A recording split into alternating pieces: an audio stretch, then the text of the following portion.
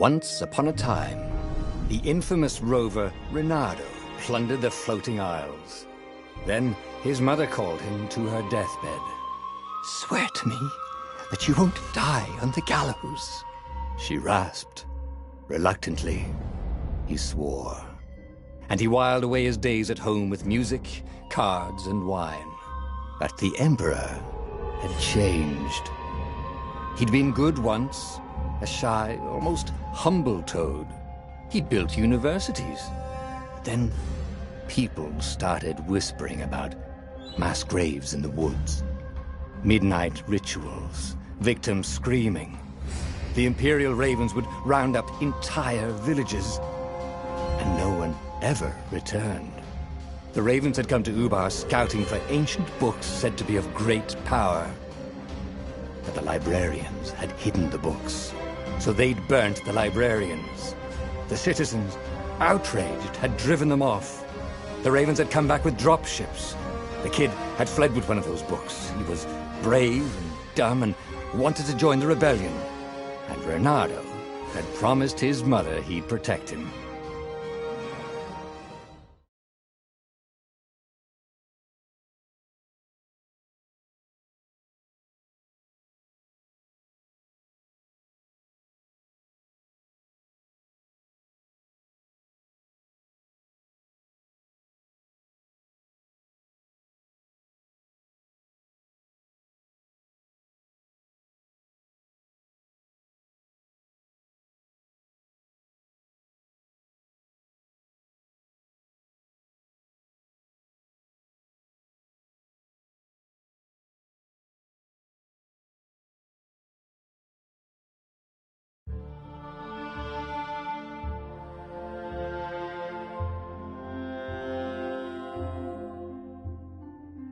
The kid was looking down, watching his city burn. "Sorry, kid," Reynardo told the kid. "Look, if we give them the book, they'll leave you alone." "My mother died for this book!" "I promised her I'd protect you." Oh, damn it. The kid had run off. With the book, of course. So Reynardo had to run after him.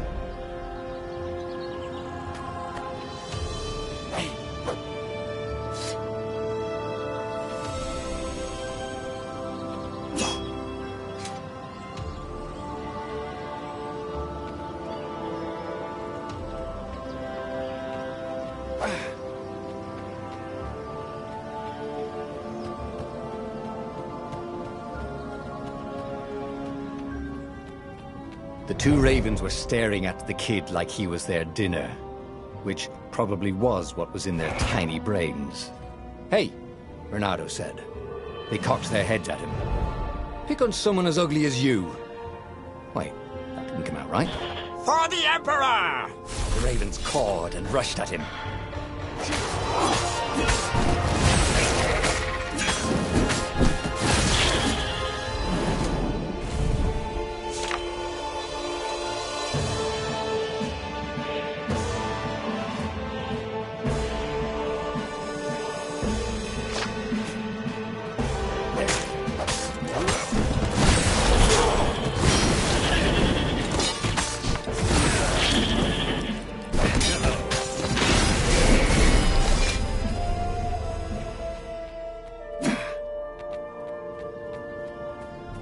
Dropship flew overhead. He hoped they hadn't noticed him. The kid.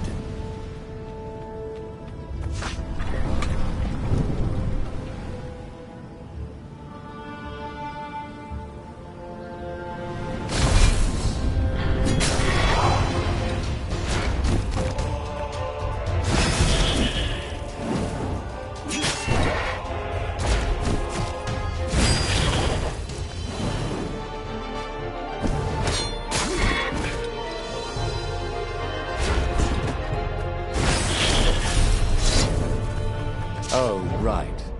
The Gate of Heroes. Someone's idea of a joke, making the Skyship Docks a gated community. You needed a hero's sword to open it. And the kid was on the other side of the gate. Who let you through?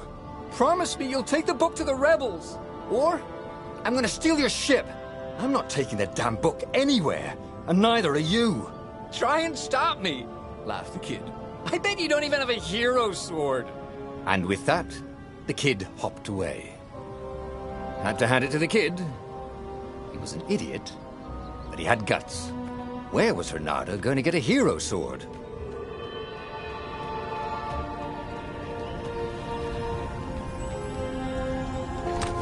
Ore and wind essence? That sounds about perfect.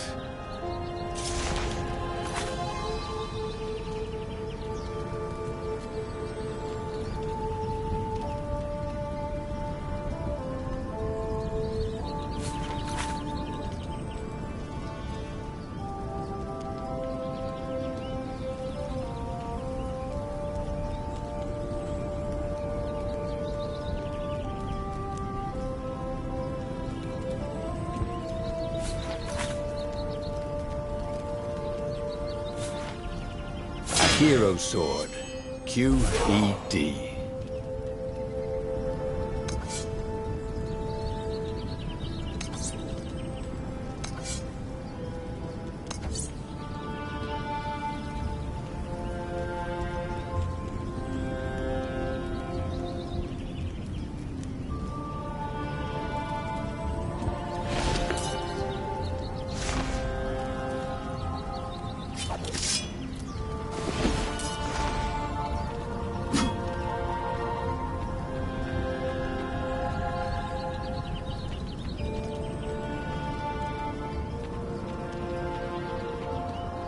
This is what he got for settling down and finding people to care about. The kid's mum had been a swell cook, and she'd laughed at Reynardo's jokes, even when he didn't know he'd made one. And then the ravens had come to burn her, and she'd made him promise to protect the kid. But she never told him where the book was, just the kid. He came up to a ledge. It was too far to jump.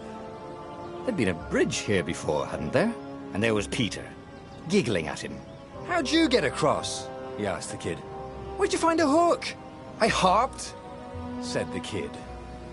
Wise-ass kid. "Hey, look out behind you!"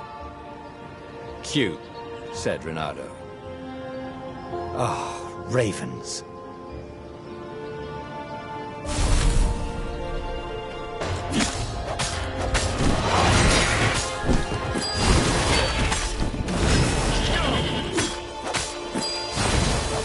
It was time to talk some sense into the kid. Just hook his way across the ledge and chase the kid down. Thing was, he hadn't used his hook since he'd retired. How had he done it? Maybe if he meditated at that altar there, he'd remember his old skills.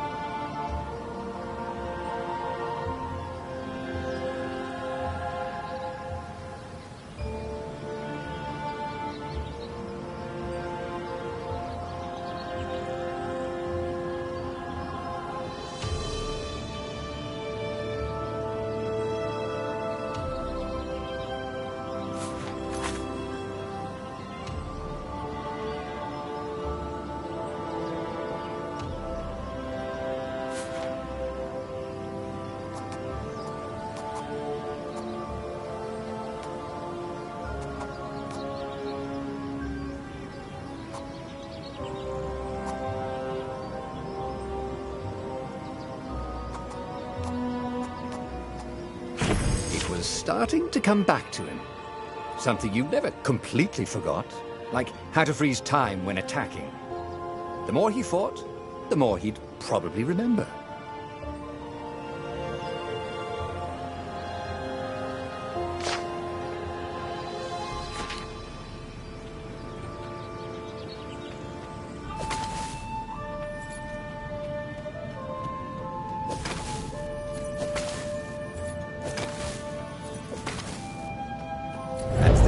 the Farfarer. She was the fastest ship he'd ever known. She could do the Kessel Run in 12 furlongs. Oh, so the salesman had told him. And something told him the kid was about to walk into an ambush. "Stop!" he shouted. "I'm not giving you the book!" shouted the kid, and took off. "No! Peter!" But the kid ran for it, and a goggler nailed him with its ivy.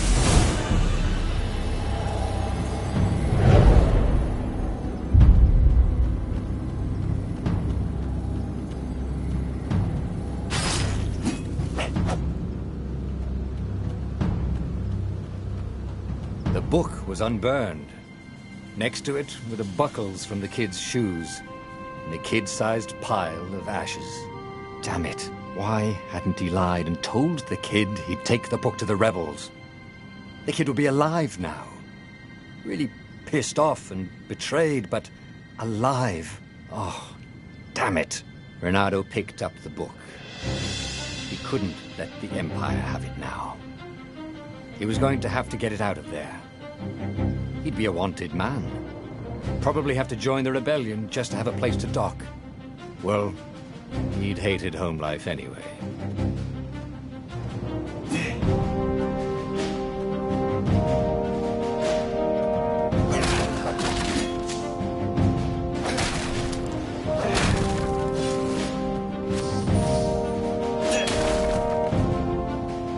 What was the big deal about this book anyway? Maybe he should open it and find out. All that had been years ago. How many?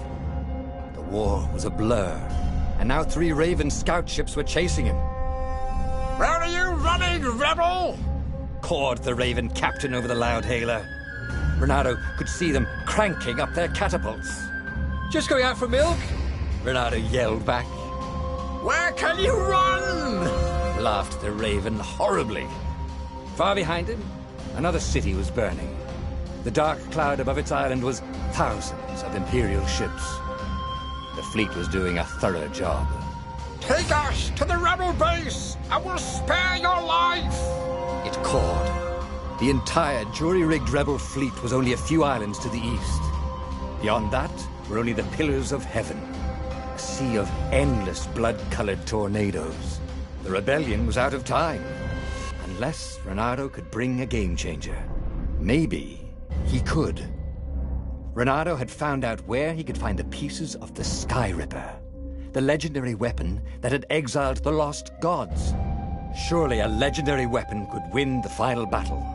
On the other hand, his old friend Lapino had sent Reynardo a desperate message saying he had a brilliant scheme to save the rebellion. If Reynardo could only rescue him. Reynardo dived the Farfarer towards the abyss. As he felt the heat of the jet stream, the Raven ships peeled off, not stable enough to follow him down there. Now it was time to choose. Lapino or the Sky Ripper?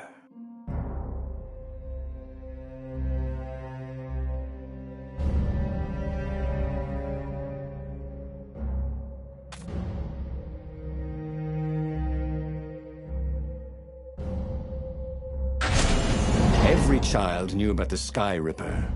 The Transcendent Emperor had buried its pieces. What could have brought them to light? This Emperor, Isengrim III, had once been kind, but he'd gone mad.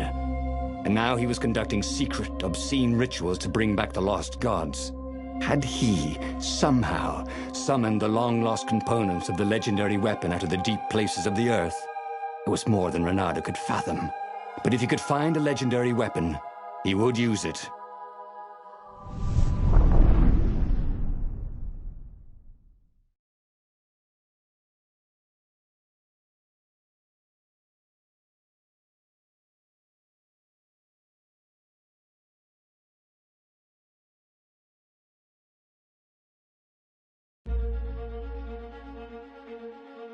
As he set foot on the island, Reynardo could not help but feel a tinge of guilt. He'd left Lapino behind. He hoped the Mad Rabbit had somehow escaped the Ravens. He hoped they hadn't eaten him.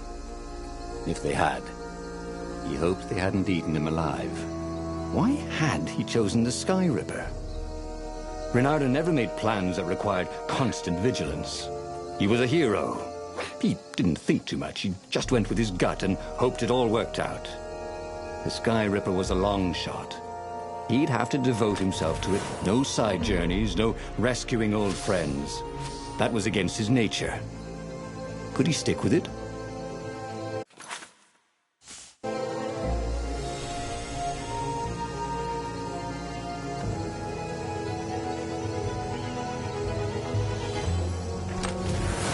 There were a lot of shiny, smooth, curved with leather, buckles, and kind of smelled, you know what? Never mind.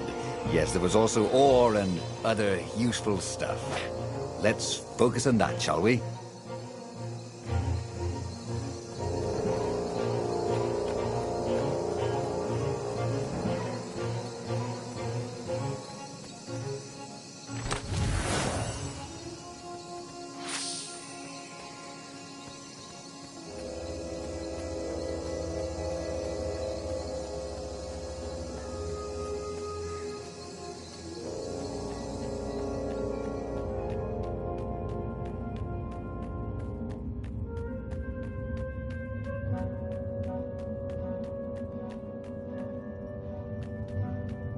If I craft a sword now, it's going to be really short.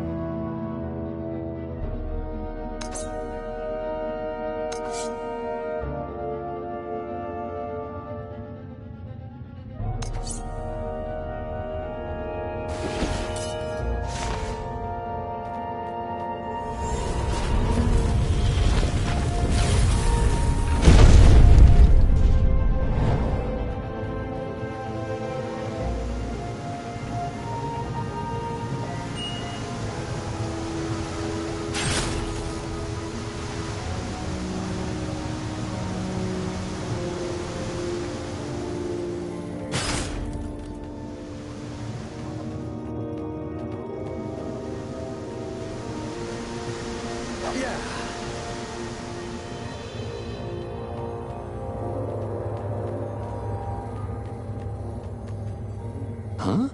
A lever? That was new. Most people still use doorknobs.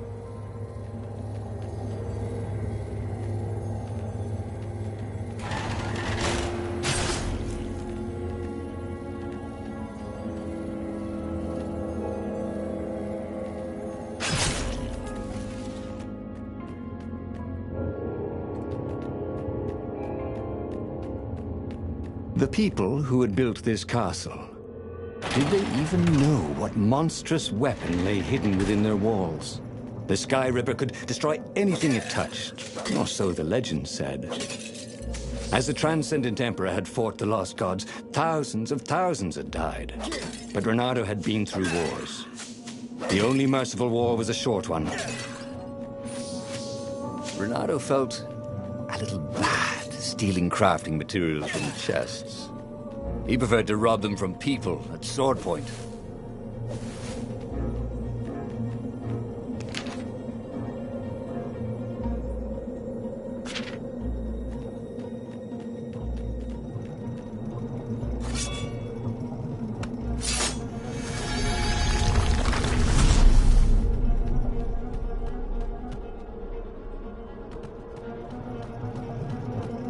Can't we just agree to disagree?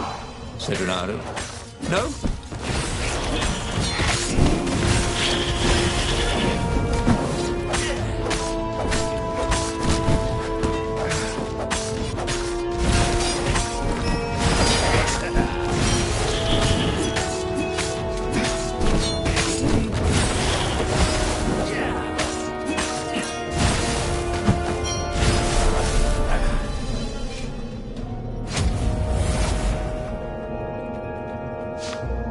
Reynardo's blood was up. He just needed to smash something.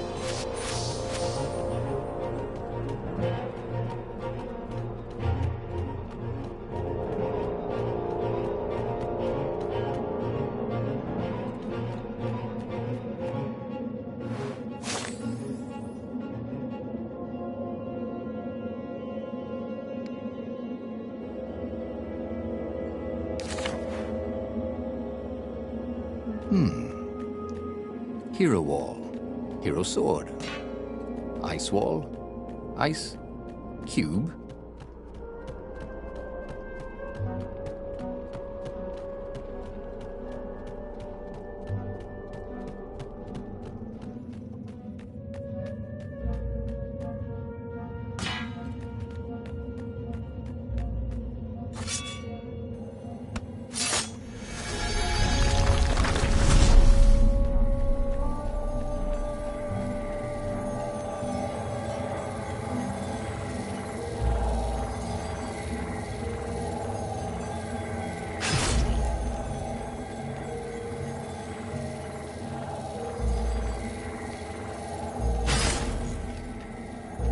Anyone ever tell you have a lovely eye? No?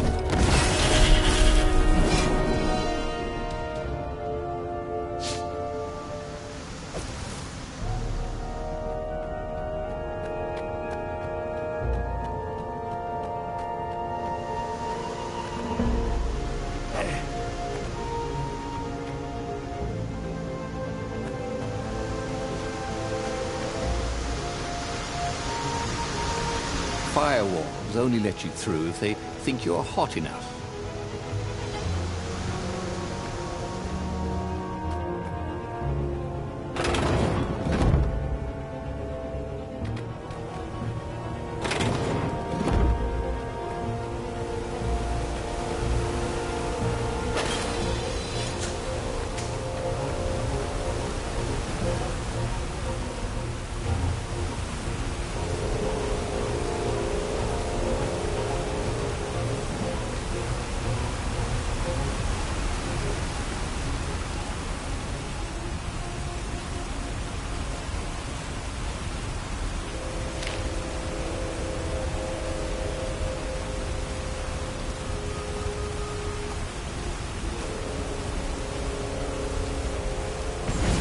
Starting to come back to him.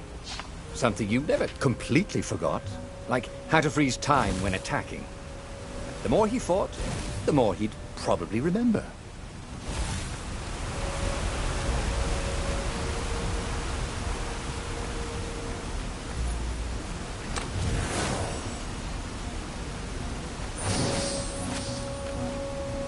Who needed bridges anyway?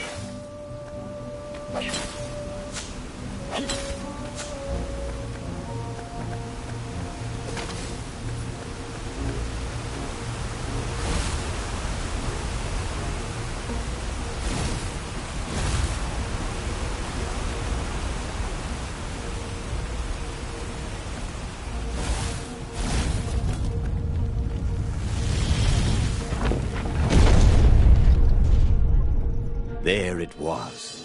Skyripper's armature. The stuff that dreams are made of. Engineers' dreams, anyway. The device was intricate. No one alive had the skill to make a thing like it. How was it part of a weapon at all? He'd have to ask a scientist. But first, he'd get the second piece. Skyripper had a heart. A core that had come to rest on the next island. Well, there was another island he could reach.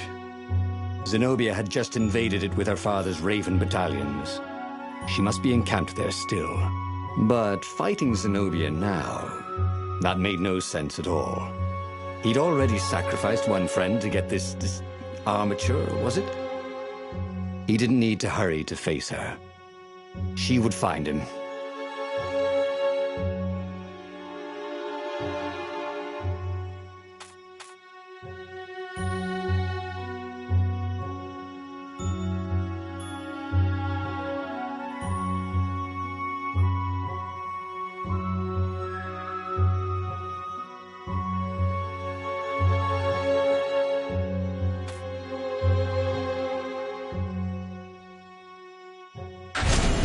It was a no-brainer. He'd sacrificed his old friend Lapino to get the armature. And the armature was useless by itself, only a series of coils and wheels. War demanded sacrifices, and he would make more before the end. He would have to choose the greatest good, no matter how much it cost him. Zenobia. Well, he would see her sooner or later, across a battlefield or a sword's point before all this was over. He was sure of that. The power was in the core. Obviously, he had to get the core.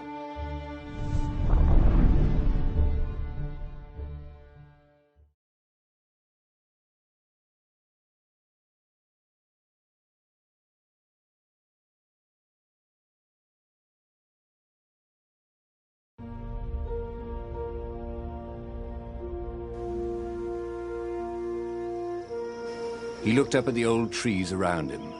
They were so big and so old. They'd been there before he was born, and they'd be there after he'd passed into legend. Was he confronting his own unimportance? What had got into him? He was no philosopher. Anyway, who cares? He was plenty important. He was a hero, and soon he'd prove it.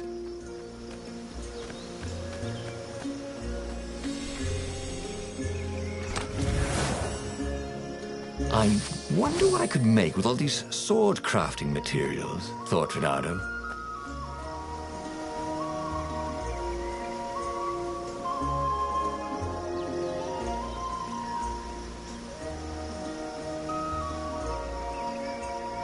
Yeah!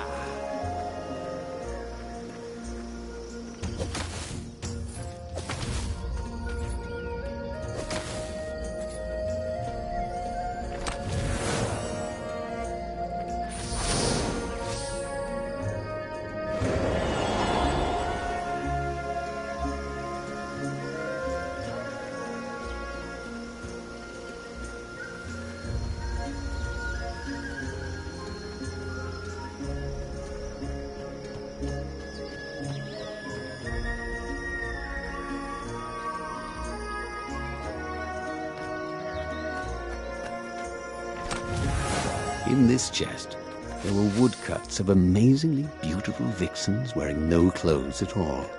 And something more useful.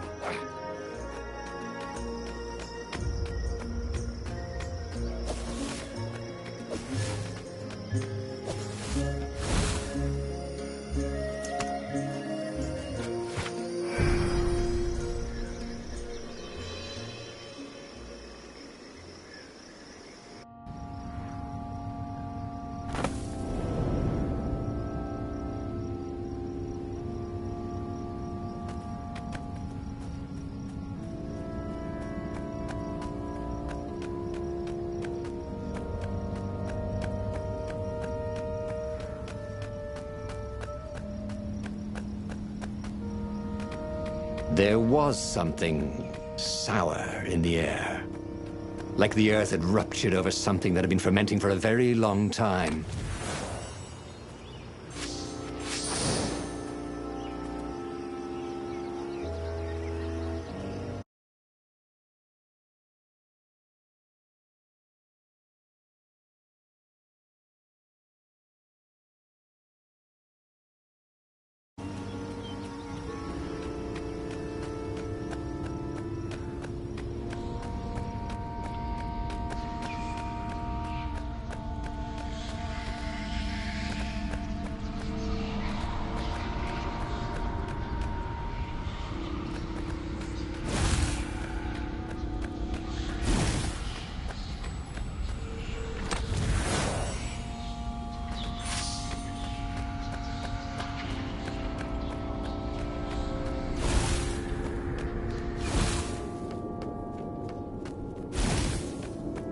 This is why heroes are called dashing, Reynardo thought.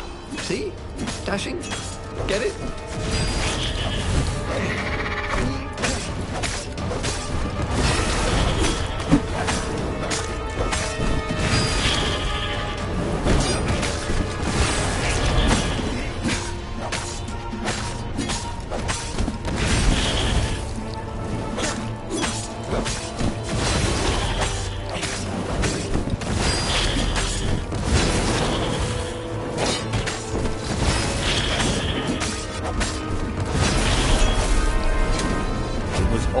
Coming back to him. There were fewer and fewer trees. There were only these huge crystalline growths. Had those been here before? He no longer heard birds except for the feverish cawing of the ravens when they attacked. He couldn't smell the small animals of the forest, the mice and rabbits. Where had they gone? And he was getting hungry too. This was an unhealthy place to be.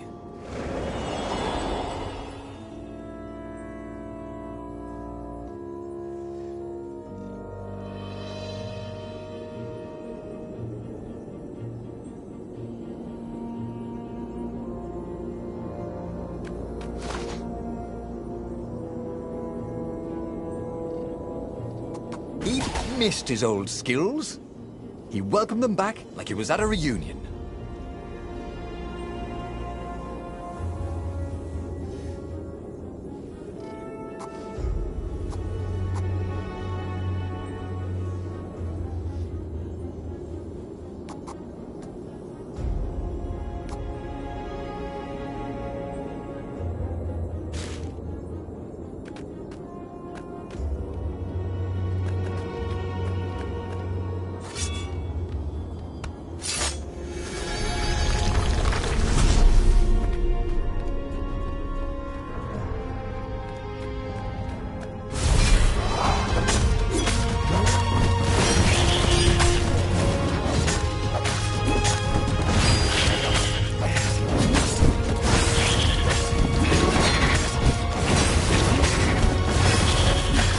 Fishy!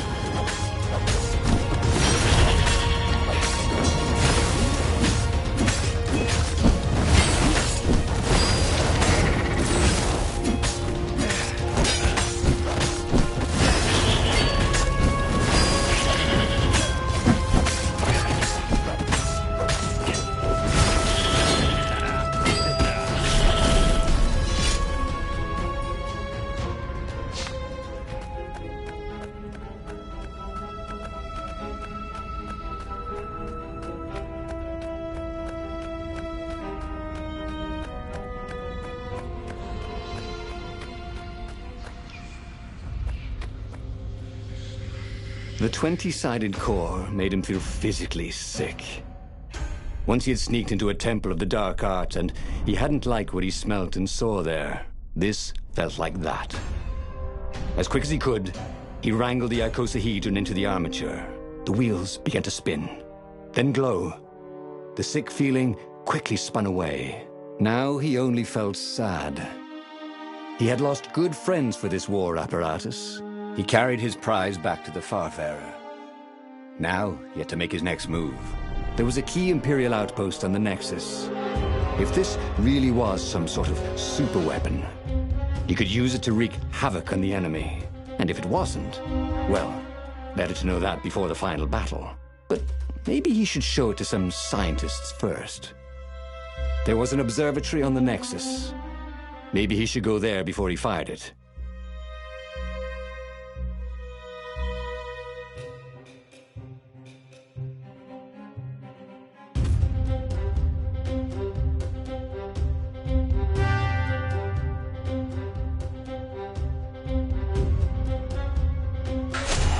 Reynardo had never been much of a student. At Sword Fu School, he'd never read the books, just looked at the pictures. And Zenobia. But weapons he understood. His gut told him that the Skyripper would work great. He would use it to take out the Imperial outpost. And what's the worst that could happen? The thing wouldn't work, and then he'd take it to the scientists. Right? Exactly.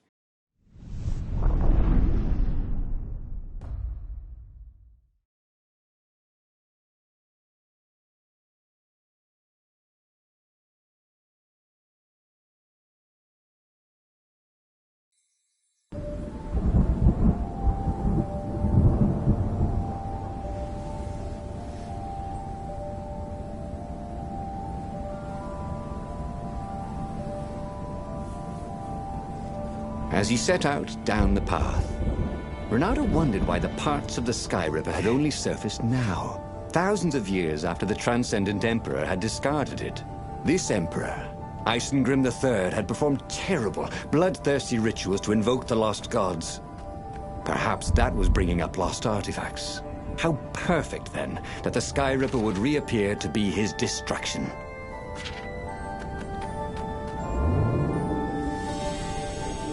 A very clever engineer named Elon Muskrat had got his start making floating platforms. Not many people knew that.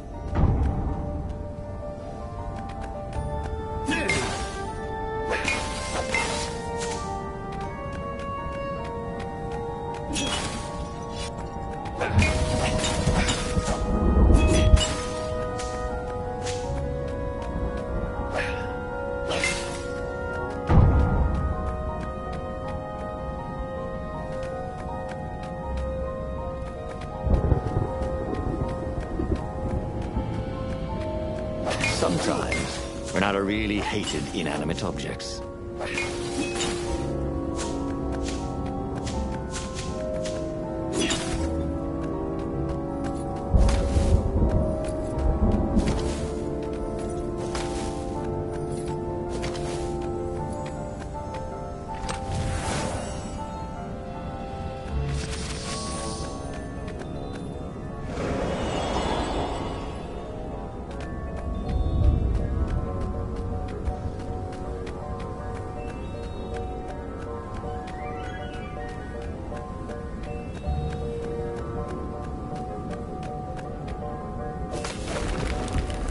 Once you try it, you're hooked.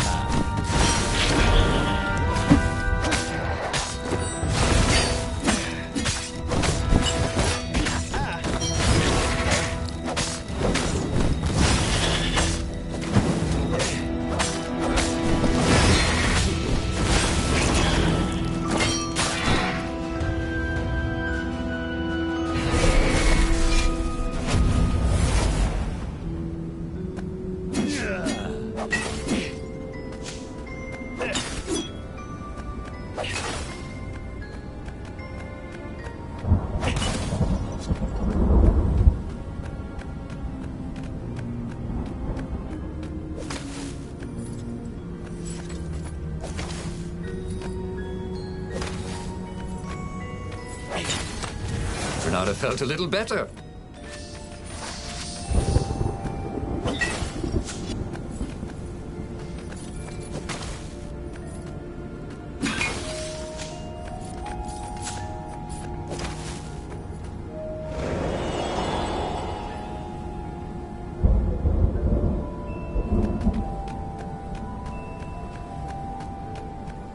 He was tired of slaughtering ravens.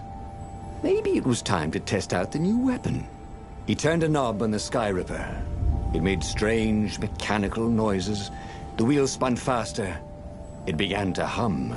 The Sky Ripper was following his every step. At least it acknowledged him as the master. But there was no trigger. How was he supposed to fire it? "Fire," he said.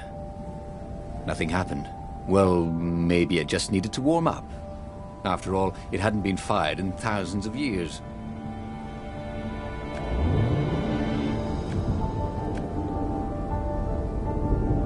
Renardo had never met a weapon without a trigger or a handle. How did this thing work?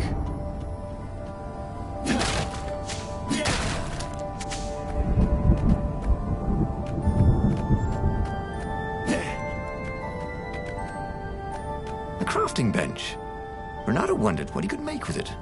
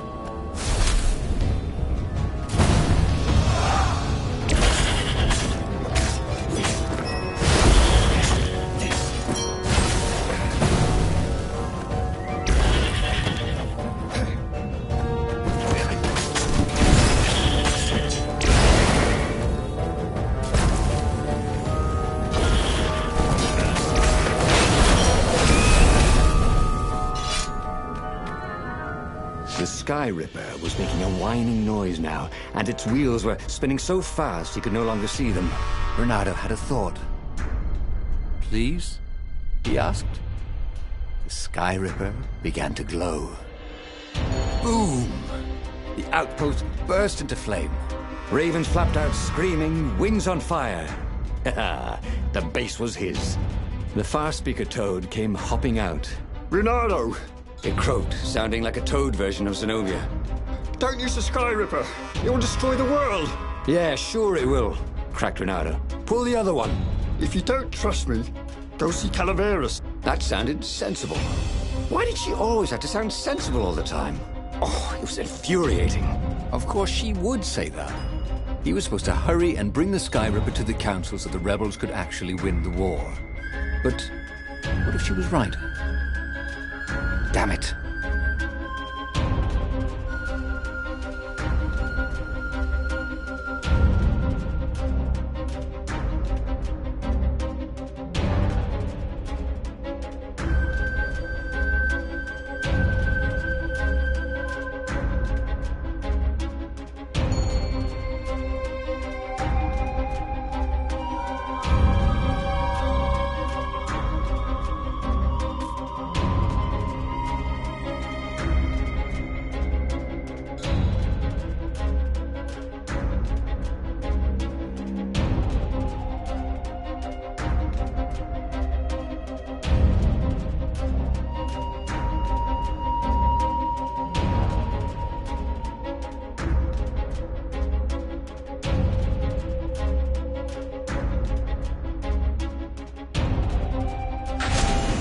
just this once, he would not let Zenobia get into his head with her logic and her wisdom and her appeals to reason. He was a fox. He'd go with his instincts, and it would all work out like it always did. Oh, he was sounding like a reckless idiot, even to himself. But if there was one thing Reynardo could never bring himself to do, it was turn back on a decision he'd made.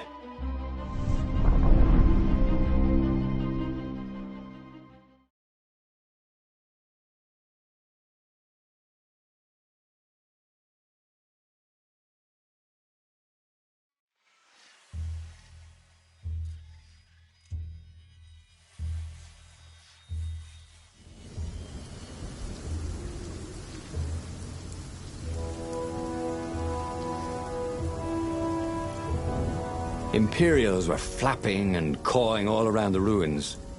They must be panicking with rumors flying of the superweapon. Maybe they hoped to find and destroy the base before he could put the Sky Ripper into action. The Sky Ripper was whining and heating up. It would be time to use that energy soon.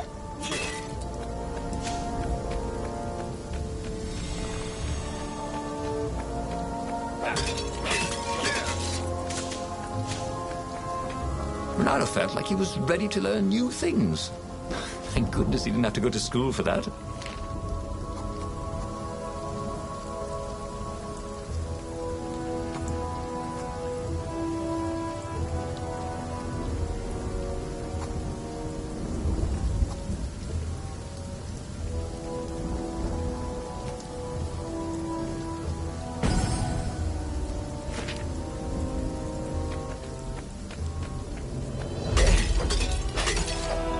It was definitely easier to fight inanimate objects.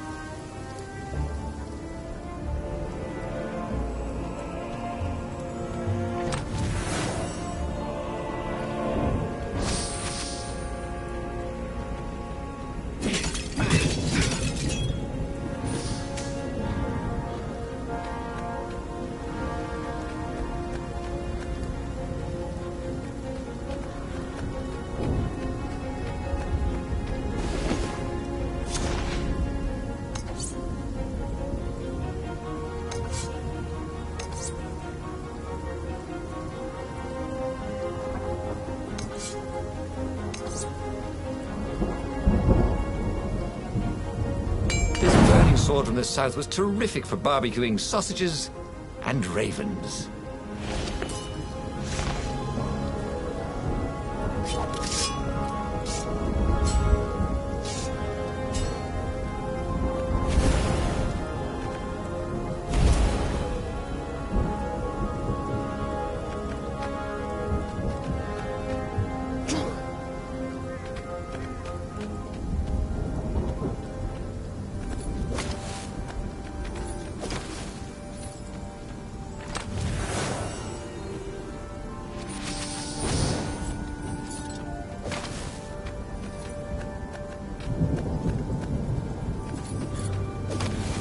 He wished there were more pylons he could use the hook on. They really needed to construct additional pylons.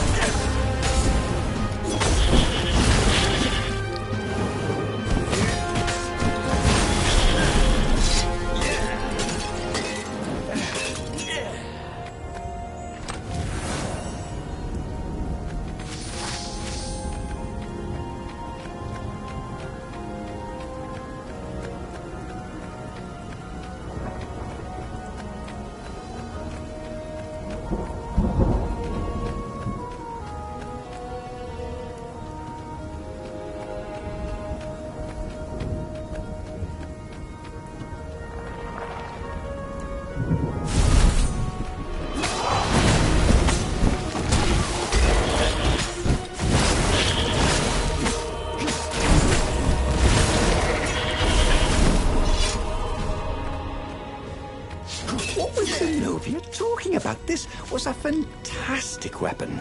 Ravens burst into flames with just a touch of its killer beam. He was tempted to leave it on all the time, but he didn't want to accidentally slice off some council toad's head or tongue. She'd been trying to distract him. Well, this time, no one was going to distract him.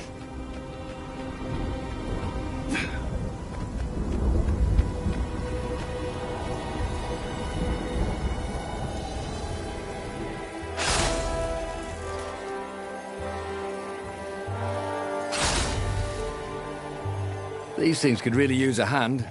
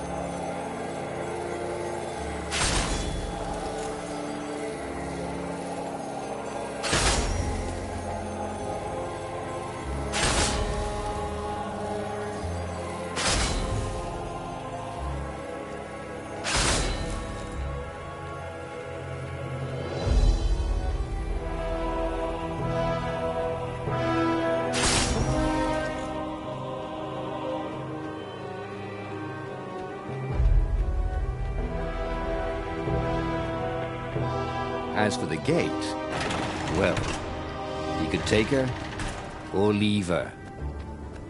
Sorry, it's best I could do.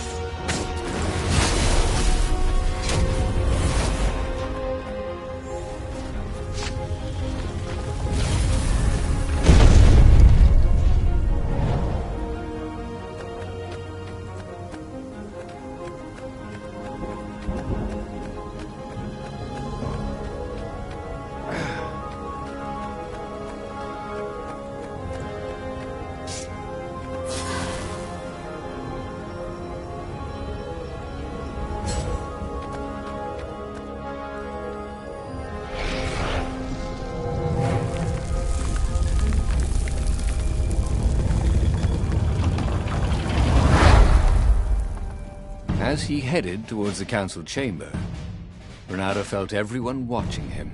You've saved the rebellion, said the council speaker. Frankly, we were afraid you'd turn aside to save that idiot Lapino. If you never make sacrifices, he said, you're probably not doing the right thing. The speaker nodded. Are you ready to lead the charge? Let's roll, he said, with grim satisfaction. Reynardo set sail for the fleet. The Sky Ripper had lost its wine. It was humming now, as if it had taken some time to seat properly. He had always been irresponsible. This time, he'd done the right thing, made the hard decisions. He was a real hero. He hadn't let himself be distracted by old friends or old lovers turned enemies. Finally, he could be proud of himself.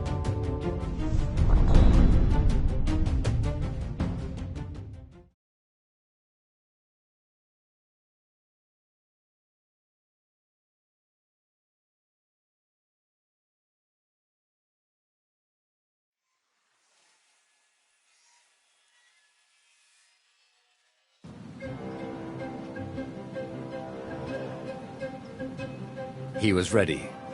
So was Sky Ripper. The Sky Ripper had a will of its own.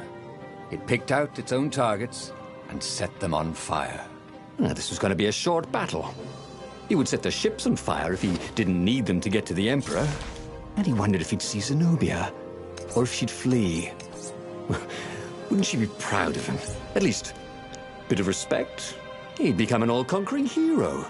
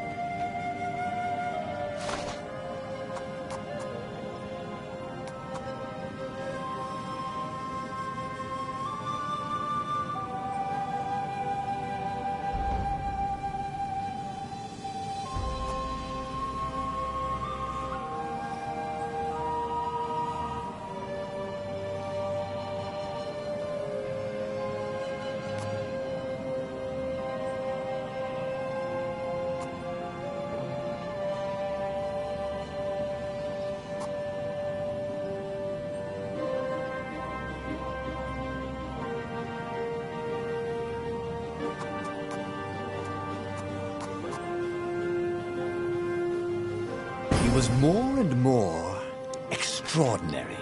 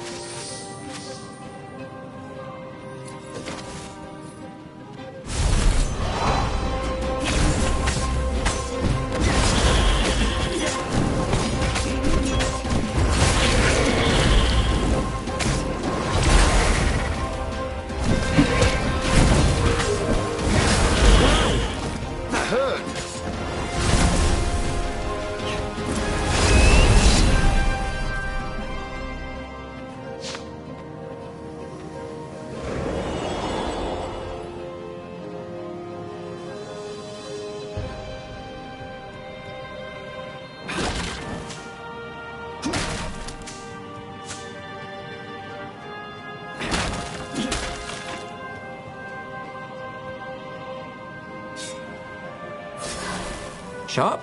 Check. Pointy? Check. Flexible? Check. What else do you need in a sword?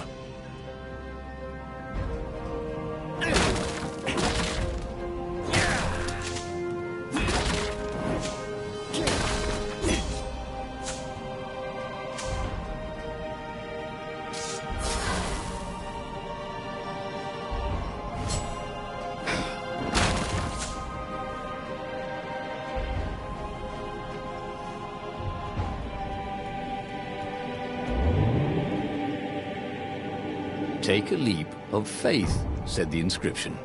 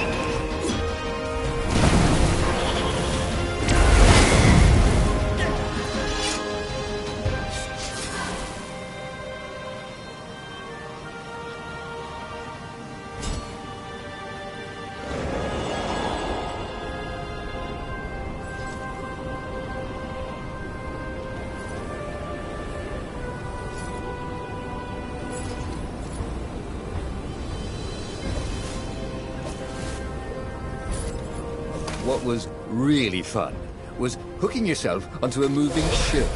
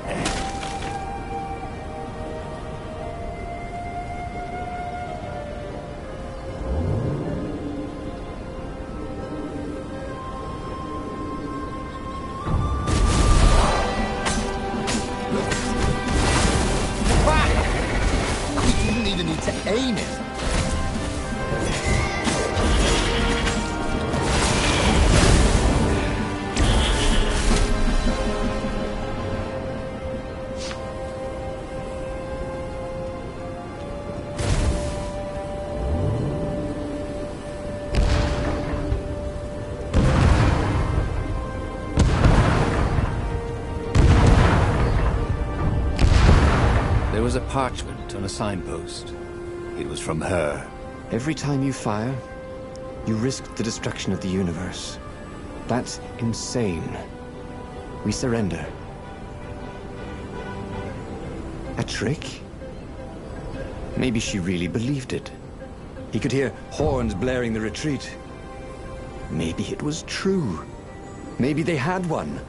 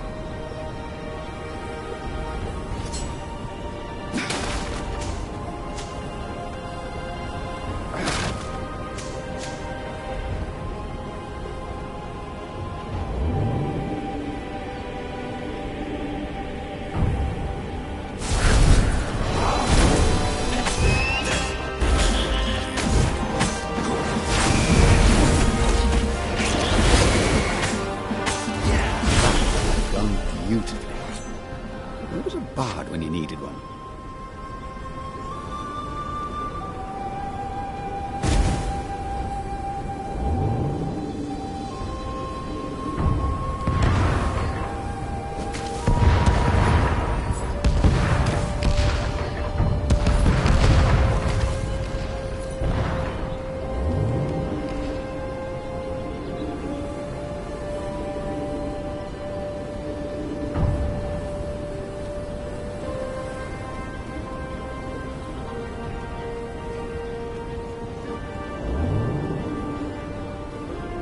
There was an inscription. Praise the sun.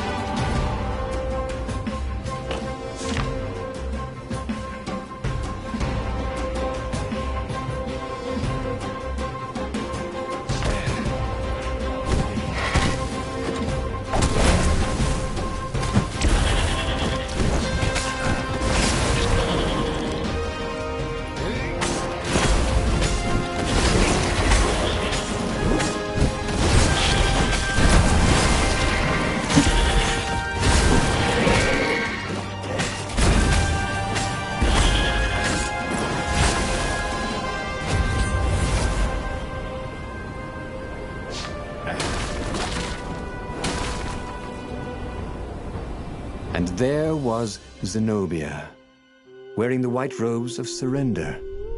She came and kneeled before him. Why didn't you listen to me? I was trying to save you too. You're the enemy, you said. I was never your enemy, Reynardo.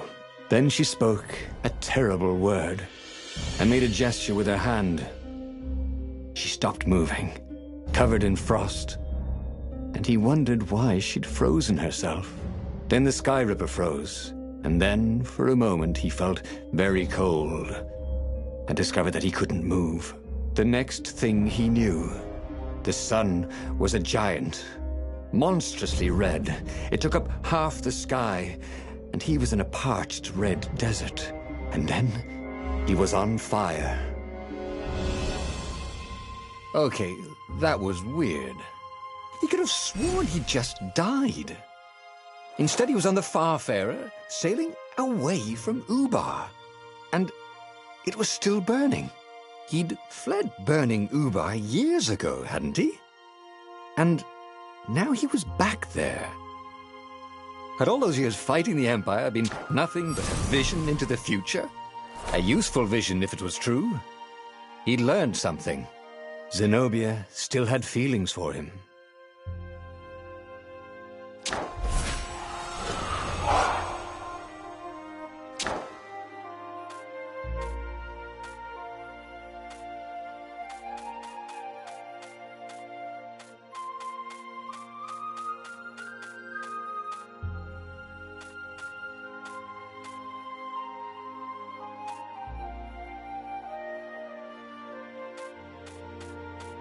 He'd made bad choices.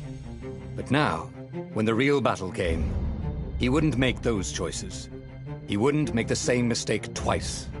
The book's pages began to flip backwards, towards the beginning. And he realized that his adventure was just beginning. The clouds parted over the Isles of Boreas. It was time to choose. The rebellion was in trouble. Ravens were scouting for the secret rebel base.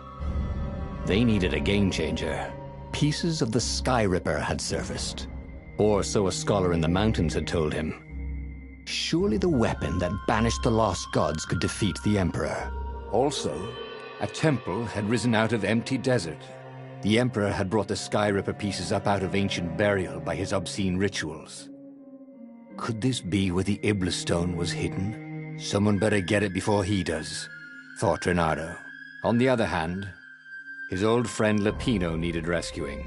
Lapino was no game changer, but could Reynardo really leave an old friend to the Ravens?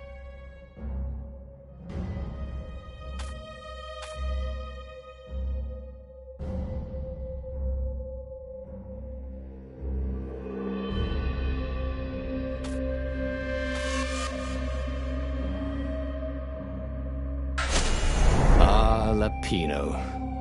Apparently, the Mad Rabbit had sold a Pegasus that he did not exactly own. Lapino always wiggled out of trouble, given time. But he was out of time. The Ravens had figured out that Lapino was a rebel spy. If the fleet reached him first, they'd string him up for that. Never mind the winged horse.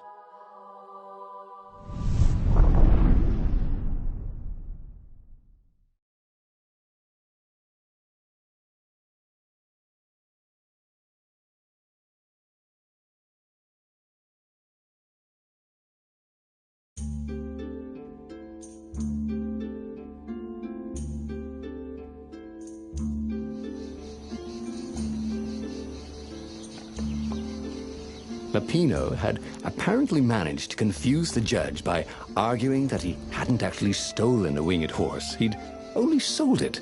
But wait, where was the prison? The village was empty. Had everybody fled the Ravens?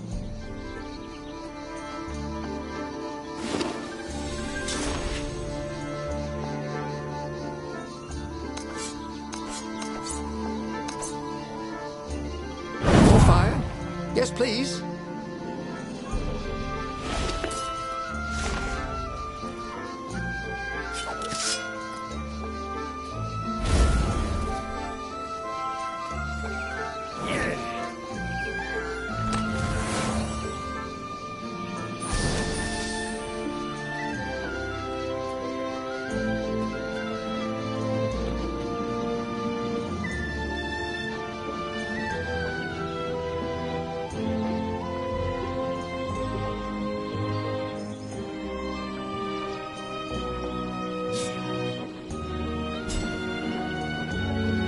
Hey, I'm a firefox, thought Reynardo. The ravens had taken the town. Reynardo had seen villages emptied like this. All the people taken away to be sacrificed in the Emperor's secret rituals. Reynardo hoped the people were just hiding. The village looked so peaceful. Were the villagers hiding somewhere? Of course not. No matter how much he searched, he would only find ravens here.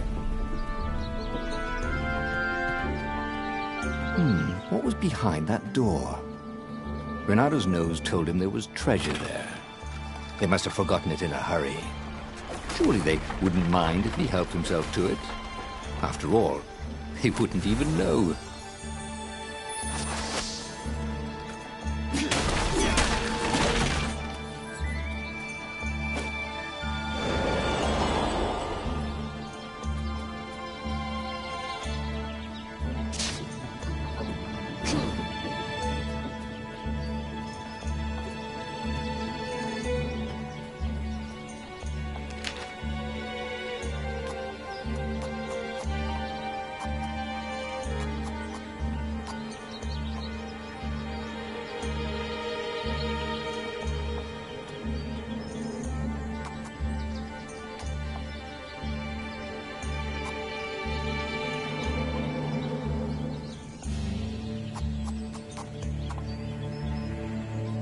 Nice. That could be useful.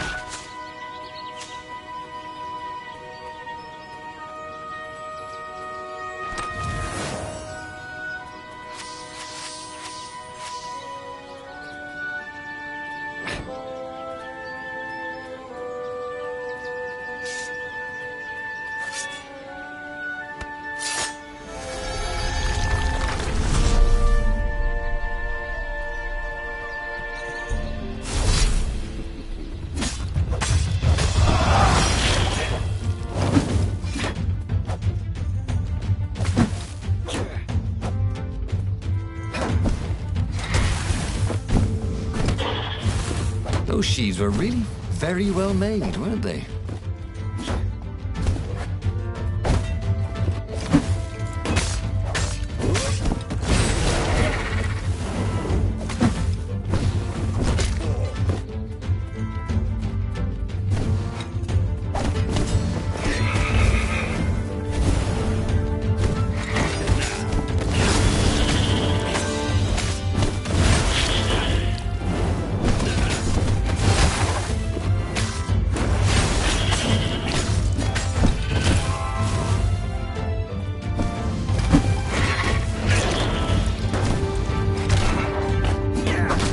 Wasn't making a dent in those shields.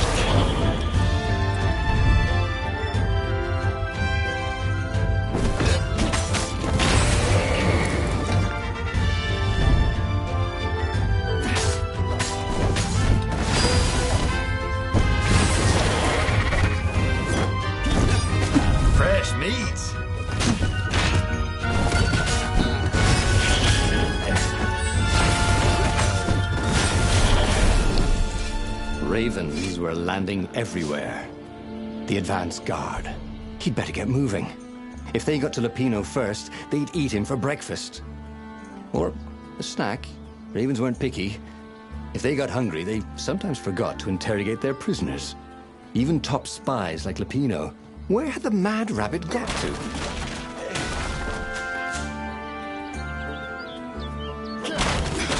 Good thing those ravens never used the healing fruit.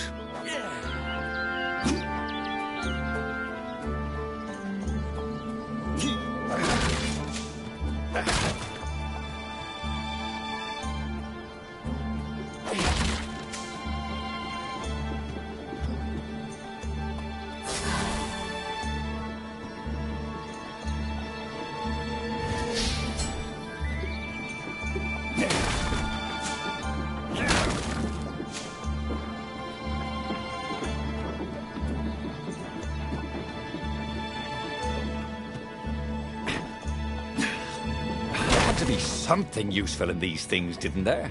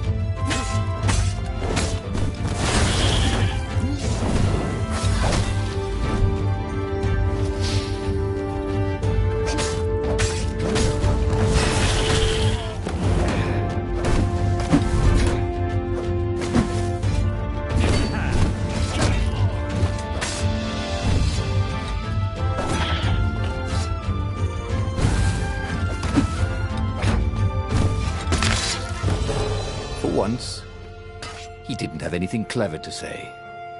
So he died.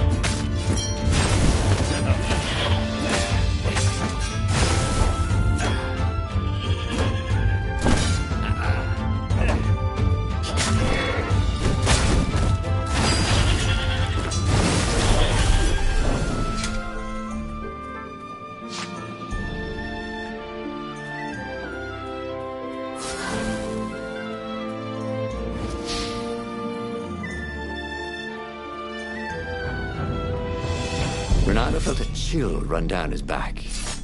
Or possibly a flea.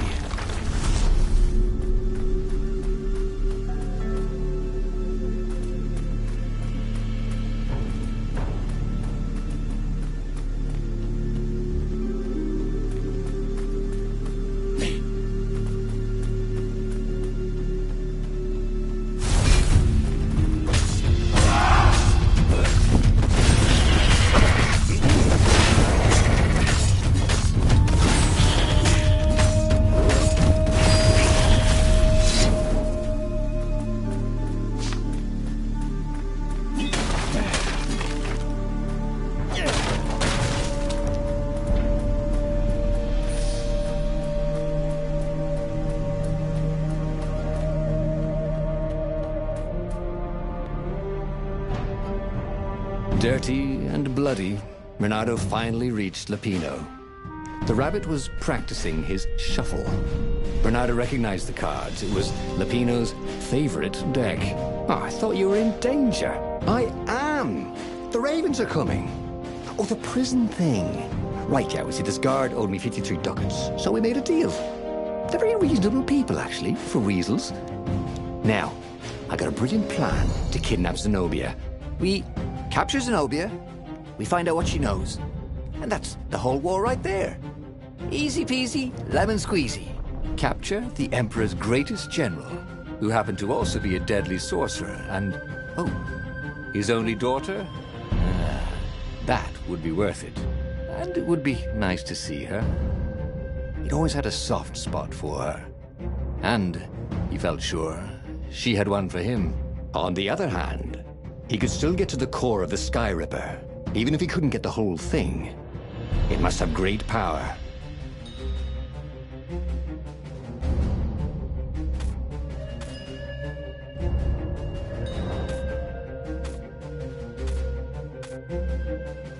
Zenobia wasn't just the Emperor's daughter, of course.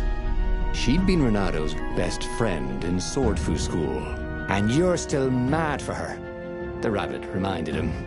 The rabbit had a point, and Renato had a feeling she'd want to see him again. Who knows what could happen between the two of them this time around? She knows all his plans, chuckled the master spy. She won't give them up easily. She'll tell the interrogators, all right, said Lapino. Taking her would change the game, all right.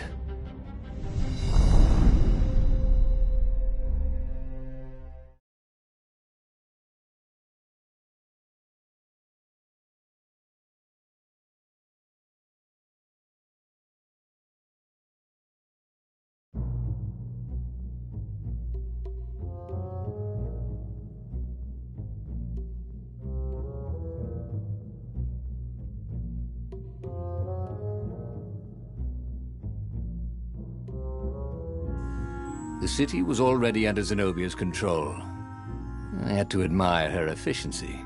Renato shivered at the thought of Zenobia at the mercy of the interrogators. Could he really turn her over to them? But this was war. It wasn't meant to be pretty. Renato checked for a false compartment. Nope.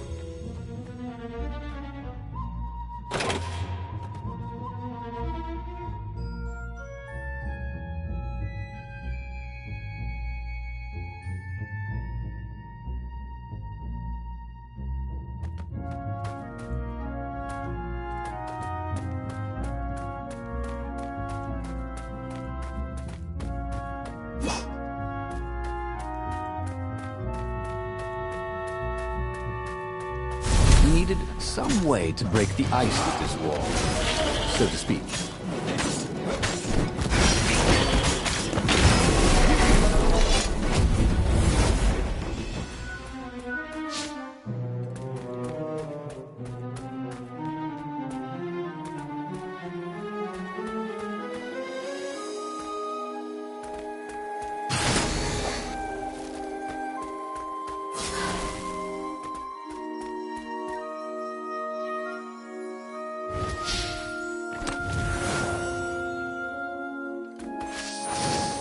This chest was really awesome.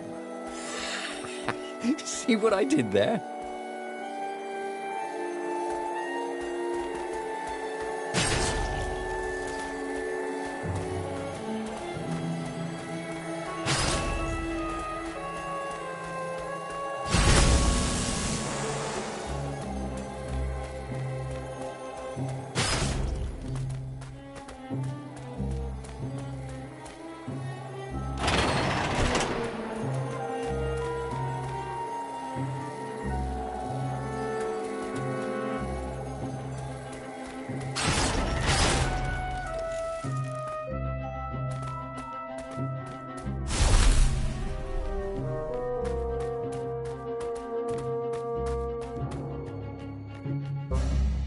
So, what's this plan of yours? Use me as bait, said Lupino. And he outlined a slightly complicated plan that involved geese, a net, setting the Farfarer a little bit on fire, Lupino dressing as an old blind toad, and Reynardo hiding inside a monstrous watermelon. What could possibly go wrong? Thought Reynardo.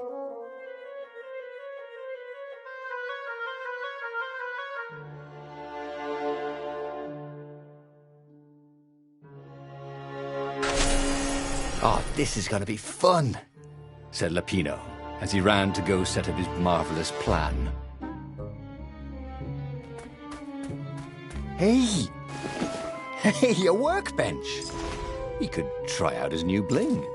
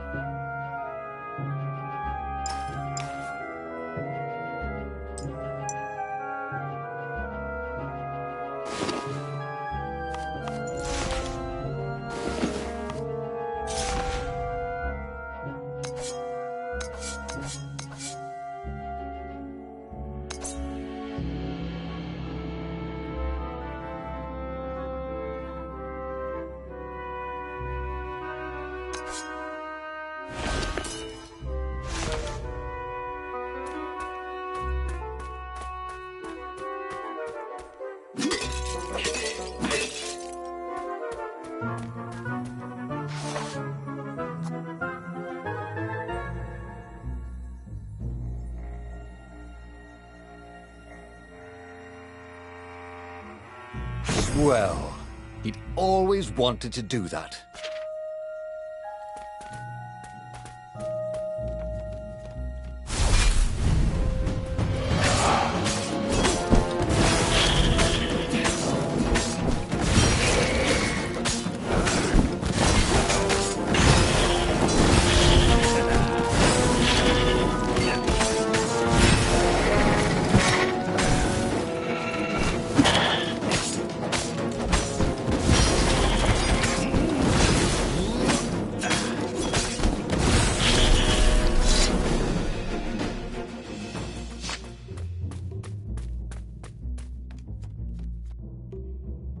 Reynardo felt dubious about the whole plan. With every step, he was waiting for it all to go horribly wrong. But against all odds, Lupino's idiotic plan worked. Zenobia's ravens ran off after the geese, the net dropped, and Reynardo jumped out of the watermelon and put his sword to Zenobia's throat. Reynardo, she said. Are those new scars? They look good on you. You never returned my velvet jacket. It was my favorite. You look stupid in velvet. Oh, what does an imperial princess know about style? Ah, get a room, you two, said Lupino, probably sensing the chemistry. But the fleet was coming on fast, so they took Zenobia east, over the Nexus. She'd vanished from Swordfu School, from his life, without even saying goodbye, without ever telling him she was the Emperor's adopted daughter. Reynardo was aware of her feelings. Maybe this was a bad idea, but was he letting his own feelings get the better of him?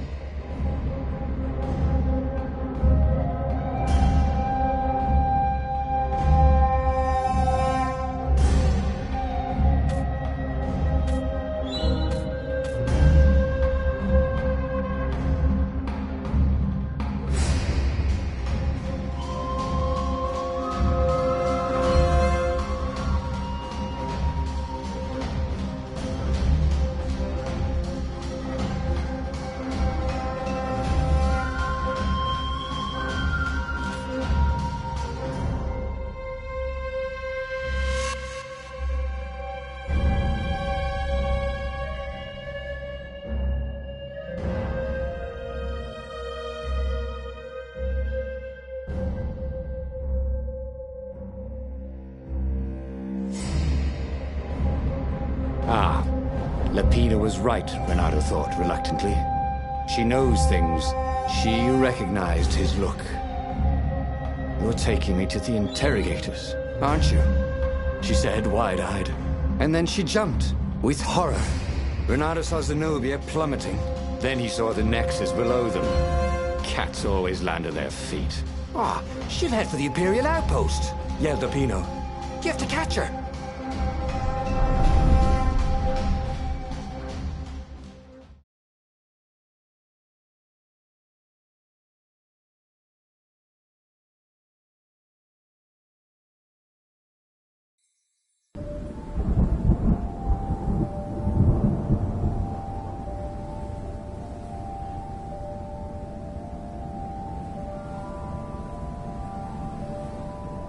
Cats can run faster, but foxes can run longer. If he ran, he could head her off before she reached her minions